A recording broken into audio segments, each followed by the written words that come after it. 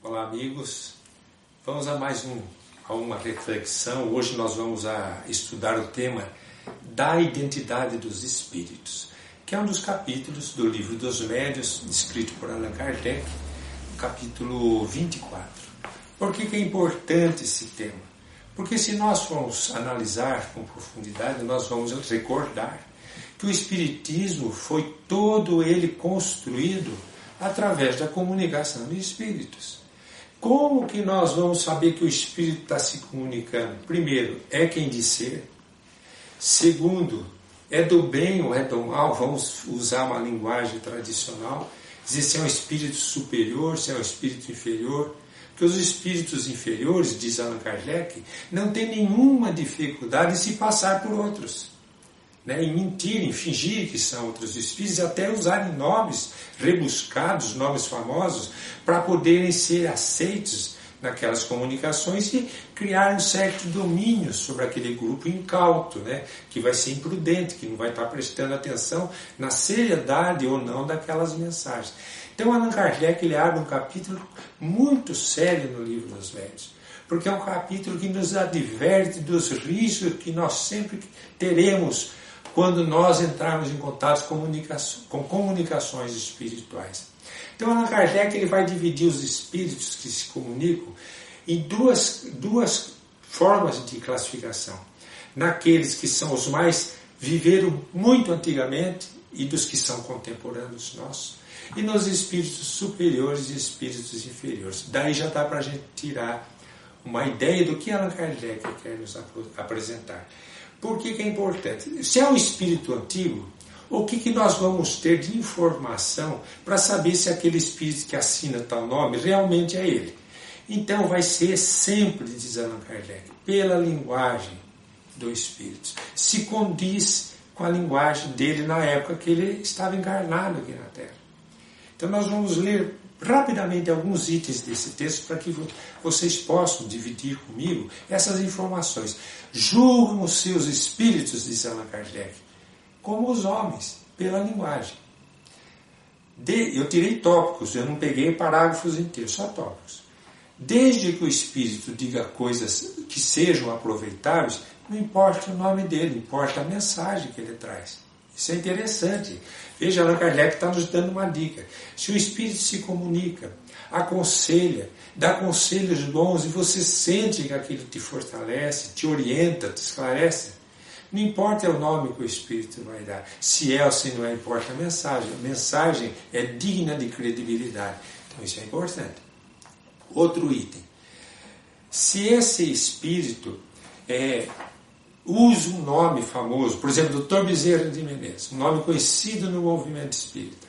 Como é que a gente vai saber se é ele? Pela linguagem, pelo tipo de mensagem, pela finalidade da mensagem, porque espíritos superiores não vão perder tempo com mensagens que não tenham finalidades úteis.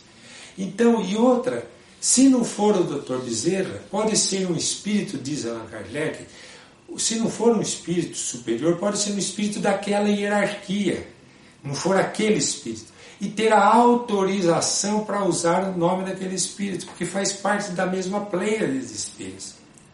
Então, mesmo não sendo ele, pode usar. Então, diz, por exemplo, diz por aí, na lenda cristã espírita, que vários doutores Bezerras existem assinando mensagens, mas todos com autorização, ou a sua maioria, com autorização do nosso doutor Bezerra conhecido. Então é importante essa análise que Allan Kardec faz. Mas quando se tratar de espíritos íntimos nossos, espíritos parentes, espíritos que viveram ao nosso redor, espíritos importantes para nossas vidas, que vêm trazer uma mensagem, aí a conversa é outra. Allan Kardec diz assim: outro tanto já não sucede com as comunicações íntimas, porque aí o indivíduo, a sua pessoa mesmo que nos interessa. Interessa saber se é ele ou se não é. Aí é importante saber se aquele espírito é ele ou se não é. Muito razoável e importante é que nessas circunstâncias procuremos certificar de que o espírito que atende ao nosso chamado é realmente aquele que desejamos. Então aí Allan Kardec dá uma dica, e essa dica vai me levar a um caso que eu tive a oportunidade de viver, que me marcou profundamente, que tenho certeza que vai marcar vocês. Allan Kardec diz assim: pelo emprego das palavras que eram familiares àquela pessoa quando estava encarnada, você vai reconhecer aquele espírito, você vai saber, nossa, era ele mesmo, era ele que falava daquele jeito, o jeito de falar, ou até pela forma como ele se manifesta, uma situação fortuita, inesperada, de repente vem um recado. Eu me lembro uma vez, um presidente da Federação Espírita do Paraná, ele vai visitar Chico Xavier, e visitando Chico Xavier, quando ele fica horas naquela fila lá, quando ele chega diante de Chico, Chico diz assim para ele, chama-o pelo nome, em primeiro lugar, mostrando sua mediunidade. A mediunidade até porque os espíritos dizem, essa é tal pessoa, presidente da federação lá do Paraná. E ele diz assim para o presidente, olha, sua mãe está dizendo que está muito bem, manda te dar esse recado, tá bem? E esse presidente da federação, naquela época, isso há muito tempo, há muitos anos, né? Ele vai para o hotel, onde ele estava hospedado, comentando com os amigos, acho que o Chico ficou gaga, ele usa essa expressão, porque minha mãe está lá em Curitiba, onde eu deixei. Ele chega no hotel, tem o recado que ela tinha desencarnado de tarde. Isso era de madrugada, ela estava lá no Chico, avisando que ela estava bem. Então essa é uma situação que Allan Kardec chama de fortuita, quer dizer, inesperada, mas que já chama, automaticamente prova para você que aquela entidade que diz ser aquela pessoa realmente era. Como que eu vou dizer que não era a mãe daquele presidente, se nem ele sabia que ela tinha desencarnado, e o Chico diz, o espírito da sua mãe está aí ao seu lado. Eu vivi uma experiência que me marcou muito, eventualmente vinha aqui em Cambé, no Centro Allan Kardec, a convite do Sr. Hugo, médiuns, psicógrafos lá de Uberaba, que vinham, se revezavam, cada 3 anos vinham aqui, receber mensagem dos entes queridos das pessoas da região. Então lotava o centro. E não raras vezes o Sr. Hugo pedia que eu dirigisse a parte das filas, que era muita gente. Então o que os médios tinham o hábito de fazer? Eles ficavam numa escrivaninha, numa antessala, as pessoas passavam, davam o nome do ente querido, de quem queria a mensagem, e iam para a sala. Era 10 segundos, 20 segundos, porque eram 400, 500 pessoas. Ele ficava das 3 às 7 da noite naquela mesinha e as pessoas passavam.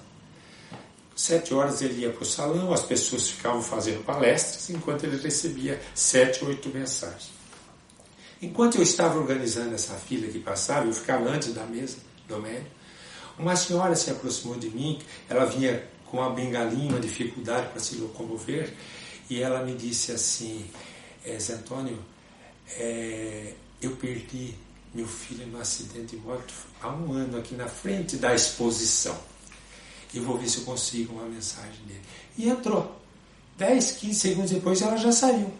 E foi uma das que recebeu a mensagem. Fiquei sabendo no outro dia. Isso era uma sexta-noite. No sábado à noite, eu estava saindo para proferir uma palestra numa cidade bem pertinho, vizinha aqui.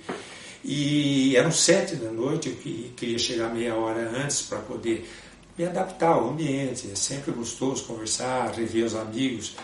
E toco o telefone, eu atendo, estava saindo, era essa senhora. Eu não reconhecia porque eu não a conhecia. E ela disse, se identificou, falou até da bengala, para que eu a identificasse. Lembra que eu contei que eu perdi um filho? Então, mas eu preciso te contar outra coisa. Aí eu disse a ela assim, minha irmã, eu estou saindo de viagem para uma palestra, eu volto às 11 da noite, provavelmente, 10 da noite, amanhã eu ligo para a senhora. Ela falou, não, ouça o que eu tenho que te contar. Você vai mudar sua palestra. Ela falou desse jeito para mim, você vai mudar sua palestra. Há 4 anos, meu marido desapareceu. Meu marido espírita, dedicado, um trabalhador, só que ele era um viajante, vendedor. Ele ia para São Paulo, comprava roupas e saía pelo Brasil vendendo, normalmente para o sul do Brasil. E um dia encontraram o carro dele na Castelo Branco, na rodovia, e não o encontraram, e nunca mais o encontraram. No começo foi uma tragédia, todo mundo pensando em assassinato, pensando em morte. E depois começaram as brincadeiras infelizes, dizendo que ele tinha arrumado outra, que tinha ido para o Pará, que tinha ido para o Rio Grande do Sul. O fato era que meu marido tinha um hábito. Ele muito calmo. Toda vez que ele chegava em casa, escutava eu, minha filha e esse filho meu que desencarnou no acidente há 1 ano, de moto, discutindo, ele falava: tenham calma, tudo ocorre pela vontade de Deus. Mas sempre ele usava essa frase. Nunca achava meu marido. Tanto que eu não tenho os benefícios do INSS dele por causa disso. Ela contando no telefone, e eu saído de viagem. E daí ela diz assim: Zé Antônio, eu recebi a mensagem. Deixa eu só ler a primeira frase para você, você vai para a sua estrada. Diz assim: mamãe, qual não foi minha surpresa ao acordar do lado de cá e deparar-me com a figura de papai, dizendo: tenha calma, tudo acontece pela vontade de Deus. E ela daí se despede e desliga o telefone. Mudei minha palestra. Imagine, gente, como que você não vai dizer que não é o seu marido, no caso daquela senhora? Então Allan Kardec ele já estava dizendo isso, dizendo que pelo emprego de palavras que lhe eram familiares você identifica. Assim como você deixa de identificar alguém se ele usa um termo que não é um termo comum àquela pessoa. Então é muito importante para a gente ter esses ensinamentos de Kardec. Vamos lá no livro Identidade dos Espíritos, Livro dos Médiuns, depois vai lá no capítulo das mensagens fraudulentas, seriam as fake news de hoje, né? Seriam as apócrifas de ontem. Quanto espírito escrevia mensagem usando os nomes solenes, que não tinha nada a ver a mensagem com aqueles nomes, não combinava aquilo.